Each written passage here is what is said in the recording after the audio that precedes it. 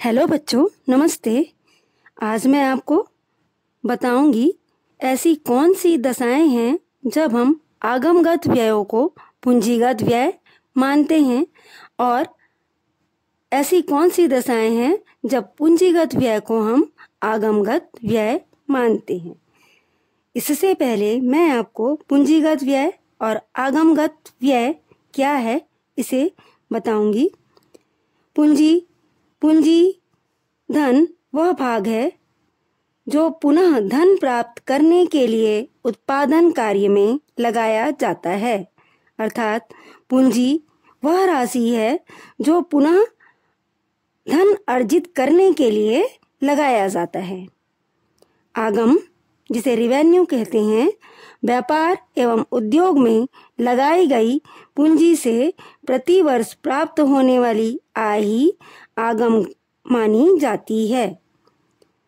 मतलब कि हम जब व्यापार में पूंजी लगाते हैं और उस लगाई गई पूंजी से प्रति वर्ष हमको जो इनकम प्राप्त होता है उसे आगम कहा जाता है।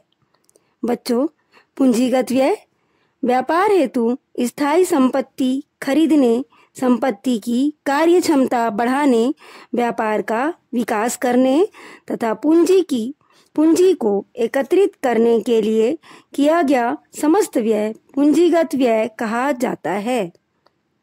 आगमगत व्यय व्यापार हेतु माल खरीदने, माल बनाने, स्थायी संपत्तियों की कार्य क्षमता को बढ़ाने या बनाए रखने तथा व्यापार संचालन से संबंधित समस्त व्यय आयगत व्यय कहे जाते हैं। बच्चों, अब मैं बताऊंगी कि ऐसी कौन सी दशाएं हैं जब हम आगमगत व्यय को पूंजीगत व्यय मानते हैं।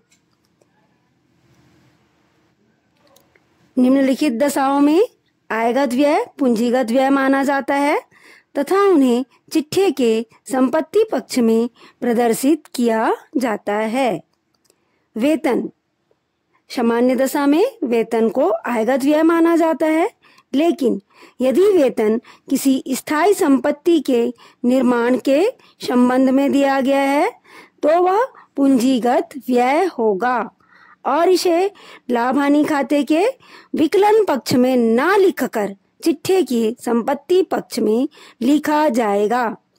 मजदूरी को भी हम आयगत व्यय मानते हैं, लेकिन यदि मजदूरी का भुगतान किसी स्थायी संपत्ति के संबंध में किया गया है तो वह पूंजीगत व्यय माना जाएगा। इसे संपत्ति के मूल्य के साथ जोड़कर चिट्ठे में प्रदर्शित किया जाएगा।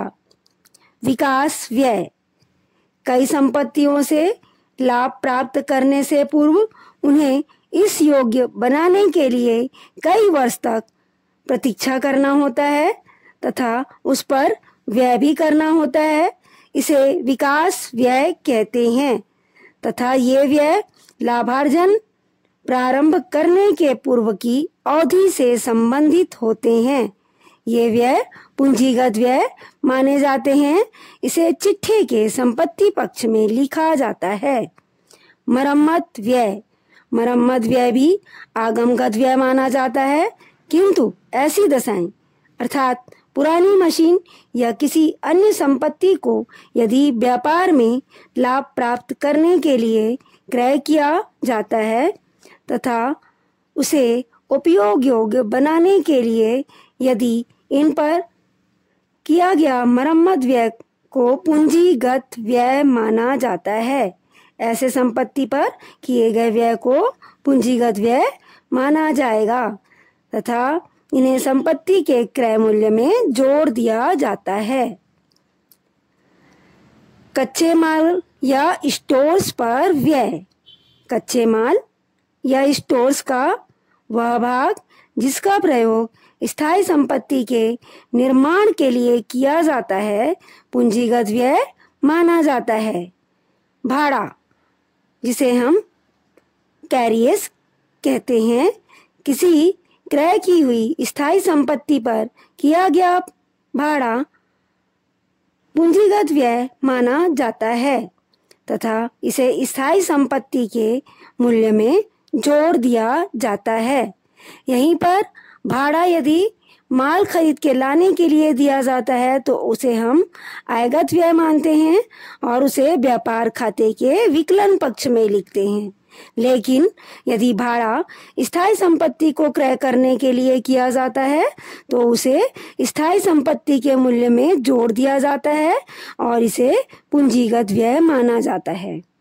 कानूनी व्यय स्थायी संपत्ति के क्रय से संबंधित कानूनी व्यय पूंजीगत व्यय माने जाते हैं तथा व्यवसाय की साधारण प्रकृति से संबंधित कानूनी व्यय व्यापारिक व्यय माने जाते हैं।